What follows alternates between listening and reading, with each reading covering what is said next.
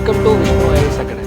లడక్ మరో మాణిపూర్లా మారనుందా? లడఖ్లో ప్రస్తుత పరిస్థితులను గమనించినట్లయితే రాష్ట్ర హోదా కోసం నిరసనలు హింసాత్మకంగా మారాయి. ఈ పరిస్థితికి ఆజ్యం పోసినట్లుగా సోనమ్ వాంగ్చుక్ ను కఠినమైన జాతీయ భద్రతా చట్టం కింద నిర్బంధించడం ఈ యొక్క వివాదాన్ని మరింత పెంచింది. అసలు లడక్ ప్రజలు ఏం కోరుకుంటున్నారు? లడక్ ప్రజల యొక్క ప్రధాన 4 డిమాండ్లను పరిశీలించినట్లయితే మొదటిది రాష్ట్ర హోదా, కేంద్ర పాలిత ప్రాంతమైన లడక్ ను రాష్ట్రంగా గుర్తించడం. రెండవది 6వ షెడ్యూల్లో చేర్చడం, వారి ఆదివాసీ సంస్కృతి, భూమి మరియు పర్యావరణాన్ని కాపాడడానికి రక్షణలకై 6వ షెడ్యూల్లో చేర్చడం. మూడవది ప్రాతినిధ్యం, లేహ్ మరియు కార్గిల్ కి వేర్వేరు లోక్సభ సీట్లు కేటాయించడం. 4వది ఉద్యోగాలు, ప్రభుత్వ ఉద్యోగాల కల్పనకై లడక్ ప్రభుత్వ పబ్లిక్ సర్వీస్ కమిషన్ ని ఏర్పాటు చేయడం. అయితే ఈ యొక్క నిరసనలు స్థానిక డిమాండ్లకే పరిమితం కాకుండా దేశ భద్రతకు కూడా ముప్పు వాటిల్లుతుంది. అదొక సవాలుగా మారింది. అది ఎలా అంటే, మొదటిది లడక్ యొక్క వ్యూహాత్మక ప్రాంతం. లడక్ ఇటు పాకిస్తాన్ తో అటు చైనాతో వ్యూహాత్మకమైన సరిహద్దును పంచుకుంటుంది. ఈ యొక్క అస్థిరతను